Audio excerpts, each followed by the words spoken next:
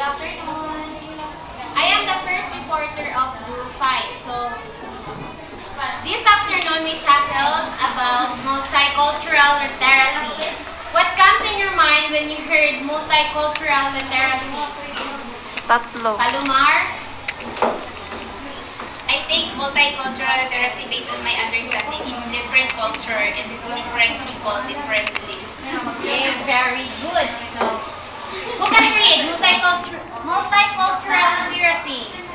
Rumbais.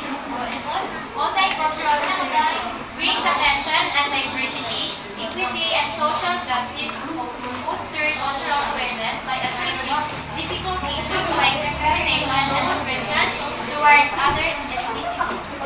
So, multicultural literacy brings attention and diversity, equity, and social justice to foster cultural awareness by addressing difficult issues like discrimination and oppression towards other ethnicities.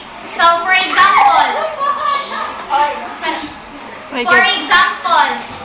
di ba naman tayo mga Muslims, Subanin, o lahi-lahi nga tribo diri sa atong room. So, multicultural literacy teach the students to appreciate our different culture, religions, or beliefs. Next is global literacy. Ninya, please read. Ninya din, please read. Is a cross-cultural fluence and responsiveness and understanding, engaging and communicating and an interconnected world. So, global literacy is a cross-cultural fluency and responsiveness in understanding, engaging, and communicating in an interconnected world. For example, si Laila o si Ate Ashmad, di ba, lahi man na sila tribe sa Kadba, Muslim na sila. So, they have different languages, dili same sa tuwa. But they can interconnected with us because she know how to speak Bisaya, so they can communicate us easily. So that is the example of global literacy. Next is, who can read? Jennifer. According to Ontario Ministry of Education 2015, global citizens should possess the following characteristics: respect for human regardless of race, gender, religion, or political perspective; respect diversity and various perspectives; promote sustainable patterns of living, consumption, and production; appreciate the natural world, and demonstrate respect on the rights of all living things. Okay, according to Ontario Ministry of Education 2015, global citizens should possess the following characteristics. So, they have 5 following characteristics. So, first is respect for human regardless of race, gender, religion, or political perspective. So, it teaches us to respect human or different religions or gender. So, ang characteristics daw nga dapat nato sundon is morespeto sa mga tao or kapwa-tao nato or different religions or genders. Kaya naman tayo lahing genders, di ba? Like LGBTQ or bisex or sa pa ba na din na. The second one is respect diversity and various perspective. So, respect about what makes each us unique, like our backgrounds, personality, life experience, and beliefs. So, isig respetuhay ra gyud ka. So, number 3, promote sustainable patterns of living, consumption, and production. Means, it is also about decoupling economic growth from environmental degradation, increasing resource efficiency, and promoting sustainable lifestyle. Number 4, appreciate the natural world and demonstrate respect on the rights of all living things. So, it means we give importance of the natural world or giving respect to the living things. So, ang mga living things is like birds, human being, mga animals, or unsa pa man ang mga nagaginhawa dinha. Muna Tao. siya example of living things. Like me. Mga plastic. Next is global competence. Who can read global competence? Tanaid. Global competence. Global competence refers to the skills and values and behaviors that prepare young people to thrive in a diverse, interconnected, and rapidly changing the world. It is ability to become engaged citizens and collaborate problem solvers who are ready for the workforce. Okay, global competence refers to skills, values, and behaviors that prepare young people to thrive in a diverse, interconnected, and rapidly changing the world.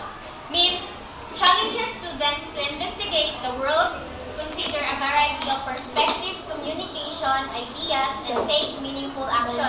For example, in addition, di ba naman tayo for fundamentals of operation sa math, for example, addition. So, gitudlo na siya sa atua, pero nag-connect bitaw og like subject, like, integrate sa kana nga subject. Then, which is, kita nga mga students nag-exhibit og habits like critical thinking, rationalism, innovation, empathy, murag makuha na to sa line, murag ito, like for example, ang math, di ba napoy math sa science, so ma-interconnect na to silang duha.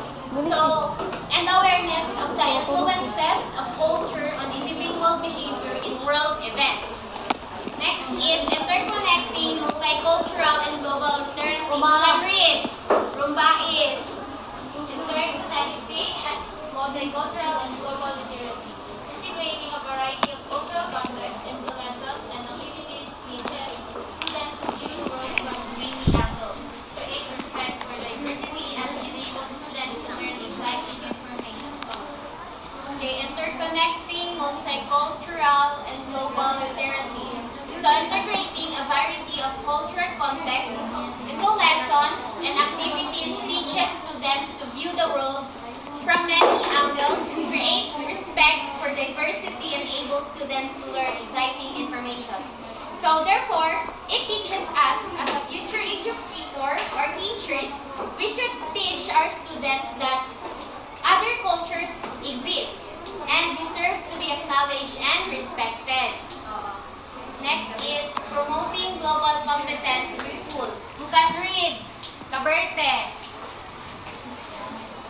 Promoting global competence in school.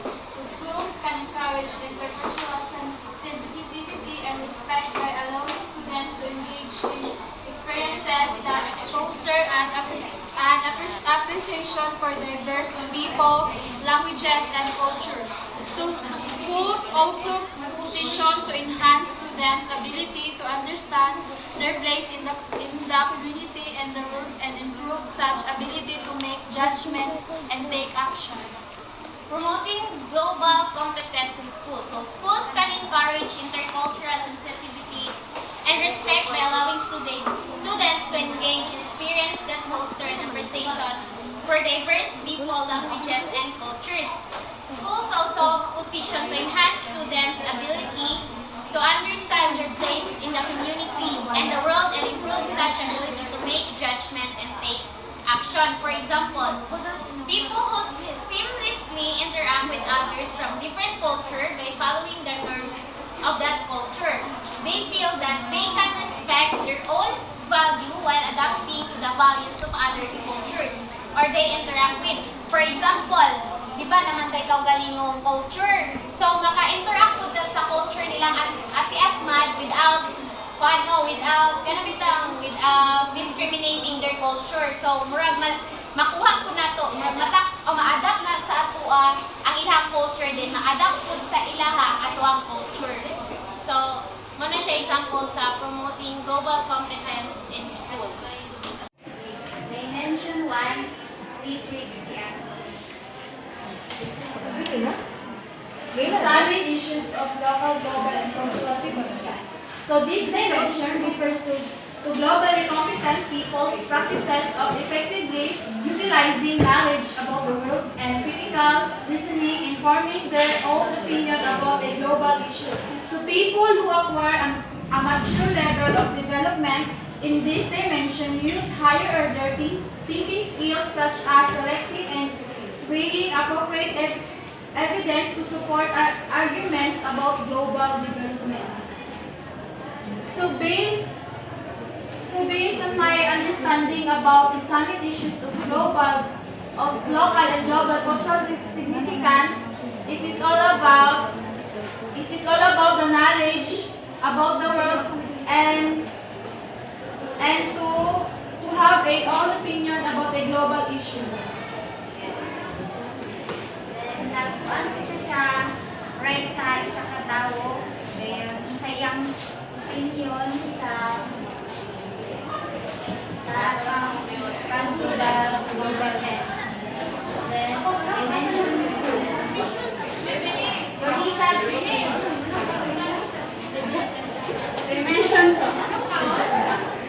Understand and appreciate the perspective and worldviews of others. This dimension highlights that globally competent people are willing and capable of considering other people's perspective and behavior from multiple points of examine their own assumption. This in turn implies a profound respect for an interest in other with the concept of reality and belonging.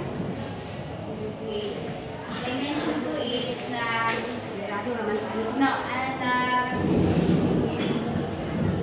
nauna siya ang feeling sa isa ka tao ano bang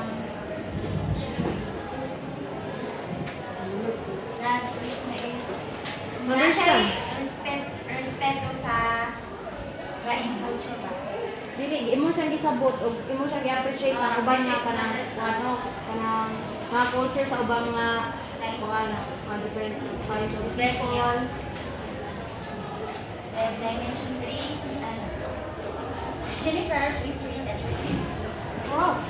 No, what? Dimension 3, engage and often approach appropriate and effective interactions across cultures.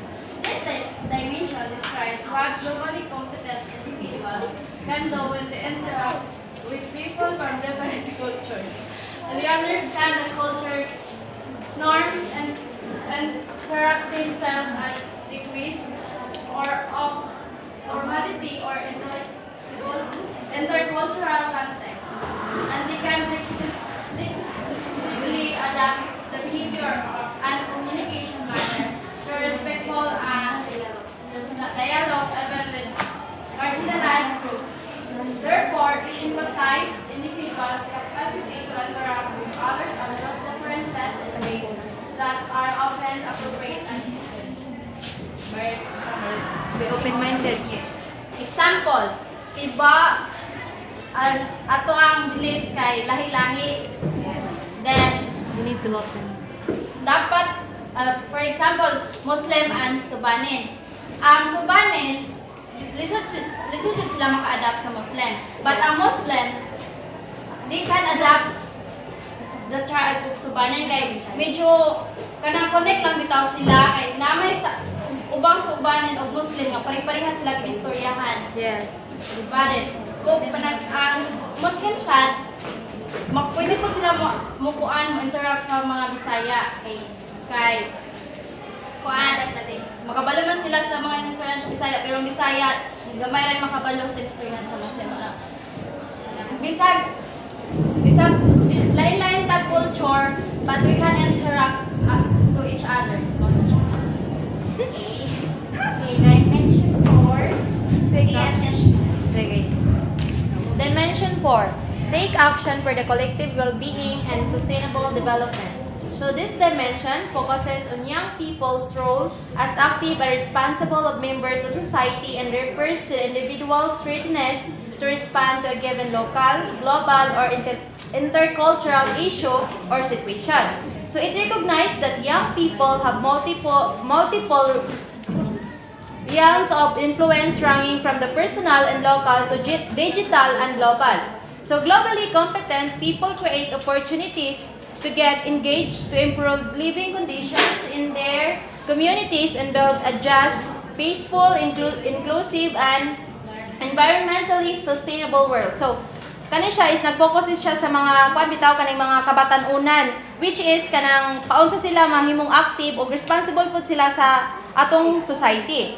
So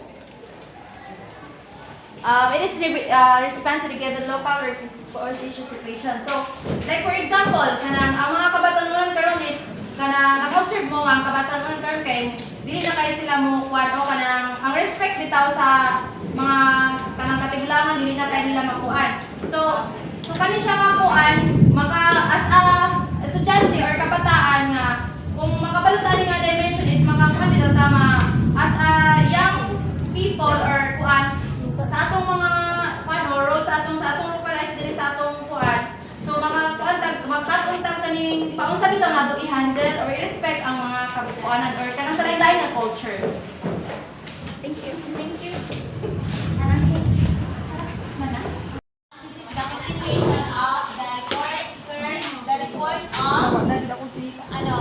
Pansay, the assessment strategy for global competence. So, when we say assessment, diba kapag naman tayo mag-assessment tayo, mag-survey evaluation, then strategy for global competence. So, ang mga strategy, mga techniques sa global competence. So, the PISA 2018 assessment of global competence contribute development for considering challenge and situation. So it has two types, two components of assessment of strategy. So number one is cognitive text exclusively focused on the construct of global understanding. So when we say cognitive, di ba kabalo naman sa cognitive ang ating learning critical thinking. Knowledge. Kung sila nag-focus ang kanitong global competencies, nag-focus sila sa ato ang pagsabot sa atong understanding. Next is set of questionnaire, hence collecting self-reported information to students' awareness of global issues and cultures, skills, both cognitive and social attitude, as well as information from school and teachers or activities. So as ako nag-set up sila dito questionnaire daan para bisag na sila sa school na yung mga activities, makakuha sila daghang information. Dahil ka lang information nila na silang ginatigom nila para sa ilang farm.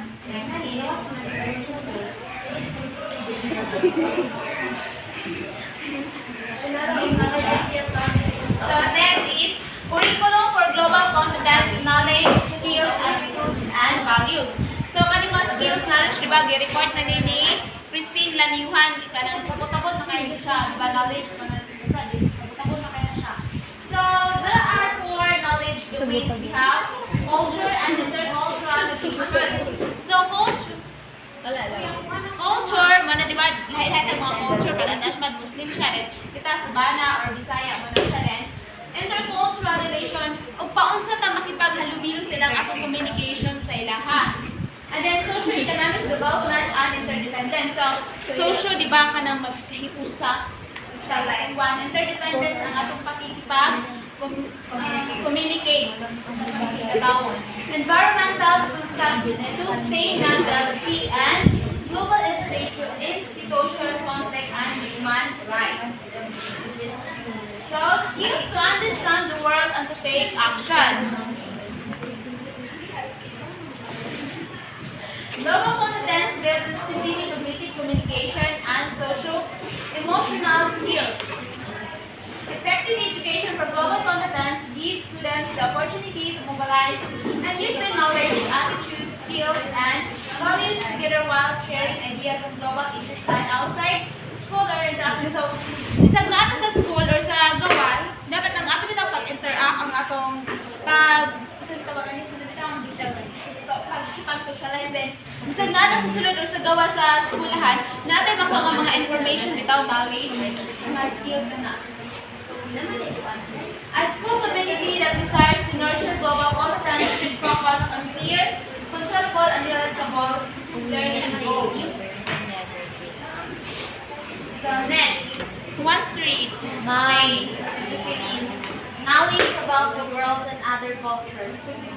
Global competence is supported by the knowledge of global issues that affect lives locally and around the globe, as well as intercultural knowledge or knowledge about the similarities, difference, and relations among cultures.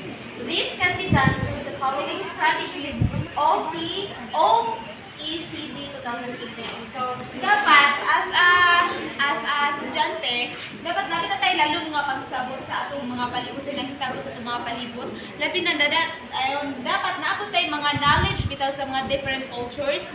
Dili kay sa ato alang pa nga culture na ay knowledge, dapat sa uban pud para ni maka-interact ta nila, makahalubilo ta nila, makasabot ta ni magkasinabtan na ita. Next, mo ni siyang parts ato. Perspective taking. Who wants to read? Jennifer. Wala kayo dito maklaro.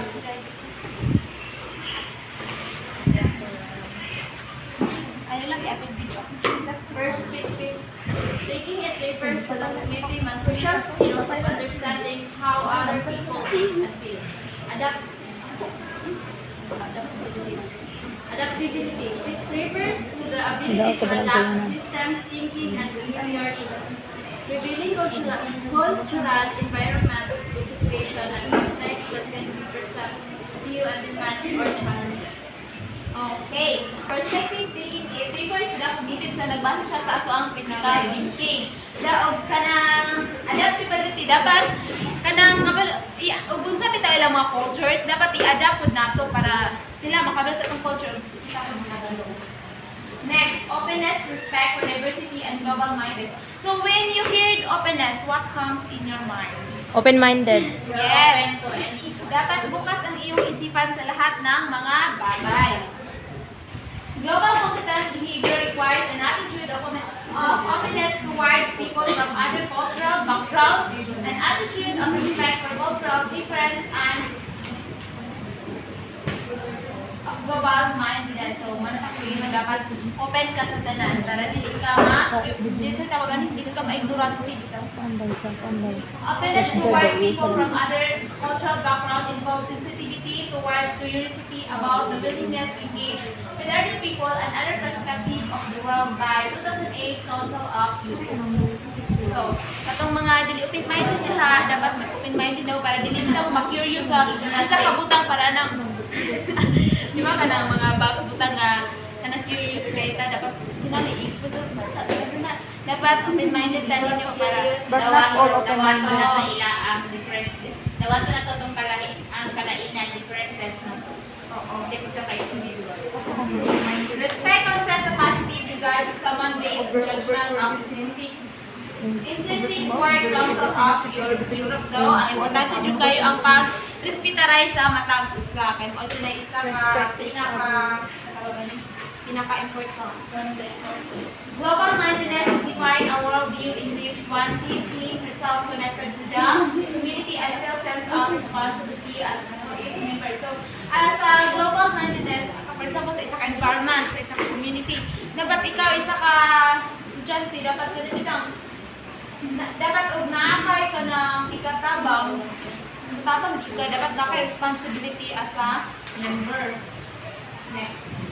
Valuing human dignity and diversity. So, valuing karelate to di ba sa kita mga bayan ang dignity na may dignidad. Para nang example, virgin siya. O dili na siya virgin. So, naman siya ba nga saan? Dili na siya virgin. Takpan siya nga, virgin pa siya. Yan, hindi siya gusto yan. Yang dungog ba Hindi daw? na bitaw maulawan. Example na ito ha. Valuing human dignity, kaya open-minded tayo. At kami kasi is openness.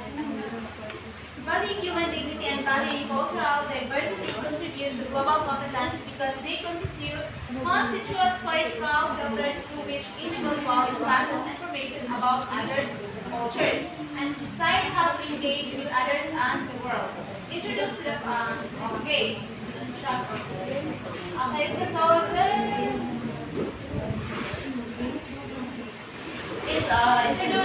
there are 4 types of valuing human dignity and diversity. First, who wants to read?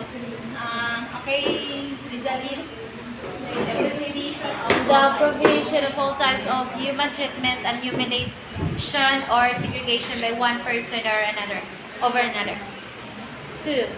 The assurance of the possibility of individual choices of the condition of each individual's self-fulfillment. autonomy or self-realization. 3. The recognition that protection of group identity and culture may be essential for that of person dignity. And 4. The creation of necessary conditions to have the essential needs satisfied. Okay. Based on what have you read? Can you give a short explanation about the 4 types of valuing human beings? Short explanation. So, Yan na ito, ibalik ko. nabalik sa isa. So this is the four aspects of valuing equality or core rights and dignity. So there are all other. Balik sa ang number 1. I can explain. So number 1 is to talk about types of human treatment and humiliation by one person to another. So it means from the word Prohibited. humiliation, or you should not discriminate one person to another. We are equal and different. Yes. Like, for example, kung gay kung ganina ka, isa, ma-virgin man siya matili, ma-minyo pa siya matili. Dapat, dili na to siya i-discriminate, bitaw. Dili na to siya i-humiliate nga. Anak, forget ninyo na siya, di na siya pwede kuyabot, anak, di na siya pwede respect. Hindi naman Hindi siya. naman, Pwede uyabon? Minyo na? Ay, ka na nakaagi Ay, na sa ninyo. naminyo siya, batas nagbulag sila. Oo. Anak pa. Anak, nagagi na siya kami. Like, example, single mom. Single, ma'am. Single mom. Single mom. Oo, single mom. So, dapat ganun din. Nya kadabing dagan kayo kag asawa ay dagan di kag anak pero ra magulangan. You should respect that. Even if you don't know the reason behind of Gusto mo ko siya adventure. Kasi ganun equal size. Okay, global understanding. So, ang atong lalong nga pagsabot sa atong class. Diretso na naklar. Understanding is the ability to use knowledge to find meaning and connection between different pieces of information and perspective. So, importante na kaya magsabot, no? Kaya, kung wala ko tayo magsabot, kabisa-unsa pa Easy kay mo judge. Sa pag-unsa pa na ito ka, maayon mo basa, hindi ka kabal magsabot, useless lang ginapon. So, the framework distinguished for interrelated cognitive process that globally competent students need to use understand global or intercultural issues and situations. The capacity to evaluate information from given arguments and explain complex situations and problems by using and communicating evidence, identifying biases and gaps in information, and managing So, dapat sa isa ka po dapat ay kapasidad nila nga evaluate na sa judge ba.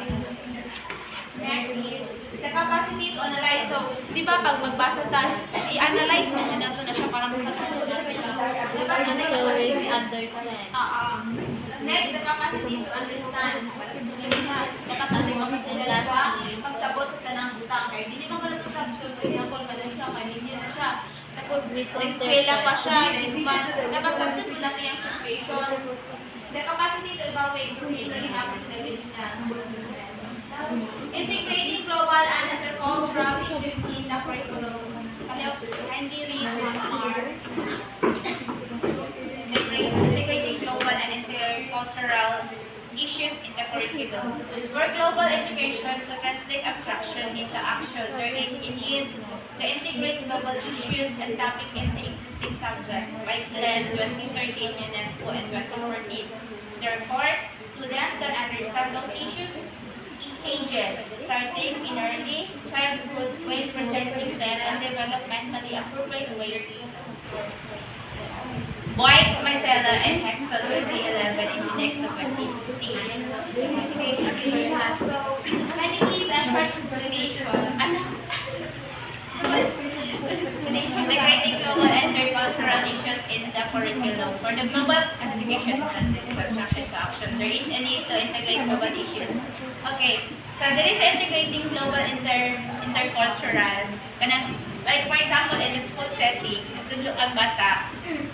There are subject na imong itudlo, and then imo to siya i-integrate. Like for example, integrate siya issues, mga current events. So unsa ba imong ma-integrate ato Hindi mo ma-translate into abstractions into action in the need of integration global issues. So, may dayon ka, for example, i-relate nimo sa mga current nga nahitabo.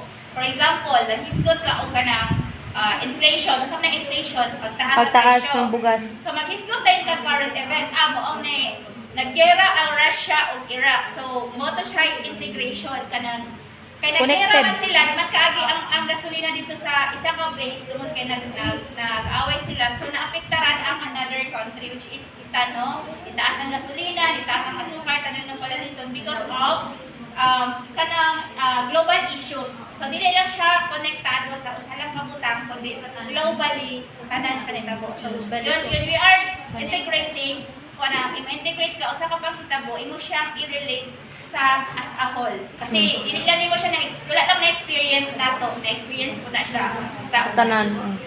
Okay. Kita, ano bang namin siya? Kita as a student or dili lang kayo as a human, dapat nabita tayo kanang sabdo ng tubaw mo sa panghitabo sa mga issue sa atong palibot.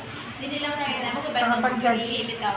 Dapat kasabdo na to sa inyong sa palibot.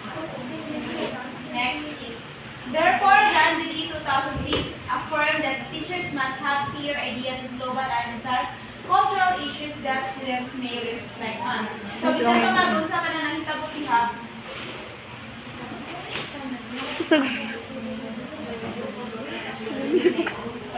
curriculum should promote the integration of knowledge of other people based on the classroom through the year in UNESCO 2014 rather than using tourist approach or giving students as superficial glimpse on different countries now and then. Textbooks and other instructional materials can also distort the cultural and ethnic difference scale 2015. Connecting global and intercultural topics to the reality, context, and needs of the learning group is an effective methodological approach to make the rebound for adolescents north-south center of the council of Kuan lang, gamay-gamay na lang. ano na siya. Explain natin natin yan. Kasi kaliwa ko kasi. So, pedagogies are for promoting for global competence. Di ba nakagi naman tayo sa first year? Various student-centered pedagogies can help students to develop critical thinking along global issues, perspective, communication skills, perspective reading skills, and adaptability. So, ang pedagogies is daw ano tayo ikakabang sa atuang para ma-develop ang atuang critical thinking along global issues. Nga palawak ang atuang critical thinking. Mother tongue? Of group-based cooperative project work can improve listening and collaborative skills. So, naman po na siya ikatabang sa atuang improve at listening and collaborative skills. Class discussion is an interactive approach that encourages listening and responding to ideas to proactive. Service learning is another tool that can help students develop multiple global skills throughout their real world experience. Hindi na ko explain ha kay bala ka mas right na. Next. Okay, the story circle approach instead students to practice intercultural skills including respect, cultural self-awareness, and empathy. So, dapat i-practice na ito ang pag-respect sa different culture para ma-aware po siya kung sila ang mga hindi ang may kwato. Other types of purely engagement involves simulation to interview role space and online games. Mana siya ang mga involved diha. So, mana siya ang last. Attitudes and values integrate towards global competence. So, medyo mawala ang values to ang respeto. Ano kayo teach ang IB, history, number 1, allocating teaching time to a specific subject that deals with the human rights issues and non-discrimination is an important initial steps in cultivating values for global competence. Who wants to explain? Palomar. So, allocating time to a specific subject subject that deals with human rights issues and non-discrimination is an important initial steps in cultivating values for global competence. Yes, values So, and there is a eskwelahan, especially current curriculum, no? Gina-apply na nila na ay specific All subject. like sa subject ni Sir Anthony. There are mga topics dito and then mga discussions dito na siya code of ethics, code of conduct, mga act, which is naghisgot og human rights, mga issues o mga non-discrimination. Like for example, naani siya dito, one of this kay labi na sa LTS no nga subject, na siya dito na non-discrimination. So like for example nangahitabo ni siya tinuod lang. Nag-away and then gi-post nimo online, imong gi-post ang secret. So that is kanang bitang discrimination, imo siyang gipakaulawon, discriminate mo siya sa online world. At kaning pagtudlo bitaw sa kuan kaning mga human rights, kanang mga non-discrimination, mga codes o mga balaod, bahin ana importante ni siya. Usa na siya ka first steps aron mabaw-an sa estudyante, ma-educate ang tanan. Kasi kung dili ta ka ma-educate bitaw, patakara dayon tag post. Basta ka naglabog mo niya, post na po siya. So wala ta kabalo sa consequence, wala ta kabalo makasuhan ta.